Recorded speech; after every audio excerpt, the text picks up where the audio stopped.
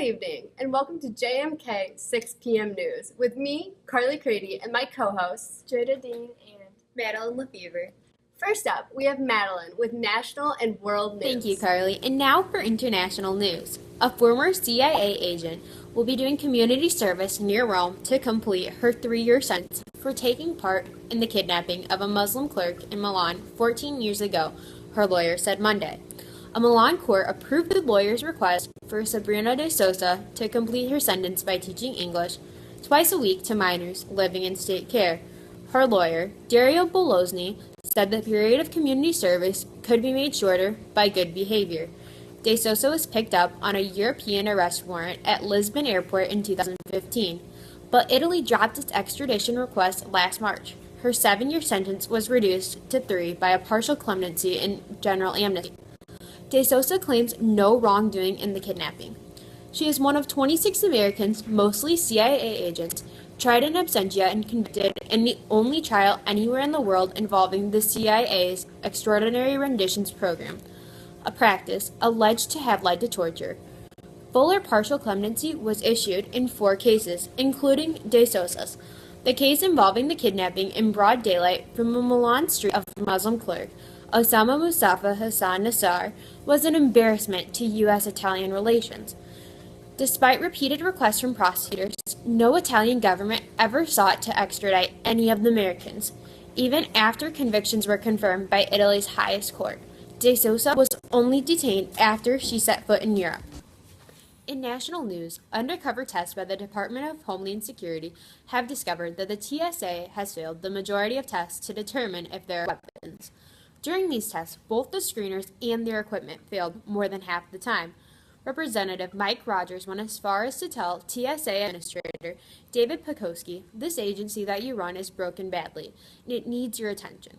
Inspectors identified vulnerabilities with TSA screeners' performance, screening equipment, and associated procedures, according to a statement from the Department of Homeland Security. The Department of Homeland Security had made 8 recommendations of how the TSA can improve their checkpoint security.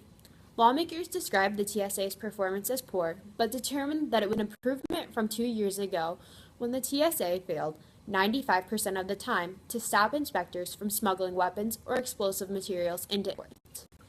At the public hearing on Capitol Hill, members pushed for the full implementation of a program using new scanning equipment that creates a 3D image of bags, giving screeners better ability to spot possibly dangerous items. And now for a short commercial break. And after that will be Karley with local news. Easy Aid Tutoring offers professional, individualized instruction at an affordable price. Call Easy Aid Tutoring today. My tutoring helped me get from a C to an A. Thanks, Madeline. In local news, the Rock Falls Hometown Holidays Festival begins Thursday the 16th with holiday bingo at the Rock Falls Legion. Doors open at 4 p.m. with games beginning at 6. Game packets can be purchased at the door for $10. There will be plenty of prizes for all ages. On Friday the 17th, the Love Light ceremony begins at 5:30 in the parking lot at the corner of 1st Avenue and 1st Street. If you wish to have a loved one's name read during the ceremony, you can complete a coupon which can be purchased at the Rock Falls Public Library for $5 by Monday the 13th. Also on Friday, the Uptown Christmas Walk begins at 6 and runs until 8. This has been a Christmas tradition in Rock Falls for nearly 30 years. Local businesses host open houses, sell delicious foods, gifts, and provide unique festival activities for all ages, including horse-drawn wagon rides, Christmas cookies, and visits with Santa, his elves, and his reindeer. On Saturday the 18th, the Twin Cities Holiday Parade will begin at 1 o'clock and travel from the Sterling Civic Center over the 1st Avenue Bridge to end at Merrill School in Rock Falls. Following the parade, there will be a children's party with Santa until 4. Free photos with Santa and Mrs. Claus, Folsom's cookies, games, crafts, and much more will all be free for the children. Next in local news, Nick Shealy will not be warranted a new trial after judge's nap. An Illinois appeals court judge has ruled that the judge falling asleep during one of Sterling spree killer Nicholas Shealy's murder trials does not warrant a retrial. The Illinois Appellate Court panel in Ottawa said former Whiteside County Judge Jeffrey O'Connor's nap was harmless as long as he wasn't sleeping during crucial evidence or motions. Shealy was found guilty at the May 2014 trial in Rock Island County of killing 4 people in a Rock Falls apartment. O'Connor, who had relinquished the post of Chief Justice at the 14th Judicial Circuit 8 months earlier, citing health reasons, apparently fell asleep while the lights were dimmed and security camera footage was being played for the jury, although he denies doing so. Appellate Judge Mary O'Brien also disagreed with the majority, citing a Cook County murder conviction that was dismissed after a judge left the bench during a trial to take a phone call from another judge. Appeals court ruled that the evidence against Sheely was overwhelming and that O'Connell napping had no effect on that. The plea came as part of an agreement to spare him of the death penalty. However, this plea was denied. Next in state news, Governor Rauner has been asked to declare an emergency harvest in Illinois this year. Governor Bruce Rauner has passed a statewide harvest emergency declaration that will temporarily allow an increase of up to 10% in truck weight for grain haul. Farmers in designated areas will have to obtain permits from local road jurisdictions, resulting from a late spring planting and a fall corn harvest slowed by the 10th wettest October on record. Increased weight limits allow faster movement of crops according to the request. Rauner signed the legislation at the Illinois State Fair in August that allowed an emergency harvest designation from September 1st to December 31st. The new law set gross weight rules for emergency permits that are not outlined in previous provisions, according to an Illinois Farm Bureau summary. October was unusually warm and wet, according to figures released Thursday by the Illinois State Water Survey in Champaign. Average statewide precipitation of 4.94 inches was 1.7 inches above normal and the 10th wettest on record. And the average temperature statewide of 57.7 degrees was 3.3 degrees above normal. Illinois farmers had harvested 73% of the corn by the end of October, compared to 90%, which happened last year, which is why farmers are now in need of the emergency declaration. Also in state news, the Illinois State Police have announced that they plan to focus on speeding, seatbelt use, and other traffic violations through November 27th in the Sauk Valley areas. After a commercial from our sponsor, Jaida will be bringing us sports highlights for the week. Have you been seriously injured in an accident? Do you feel like you did not receive the claim you deserve? Tell the insurance company that you mean business and call Benson & House Law Firm 1-800-800-7739. Thanks, Karley. This is Jaida with Sports News. Height does more than make basketball players appear tall. Rock Falls girls basketball coach Eric Wolf has the tallest roster of Rockets he's had in 4 years on the job, and a well-experienced group of girls as well. We're definitely bigger, taller, and stronger this year, Rockets junior post Kenzie Olsen said. We're long, and defense is especially the key this year. The Rockets returned 4 starters and their 6th man from a 21-11 season that ended in the sectional semifinal round.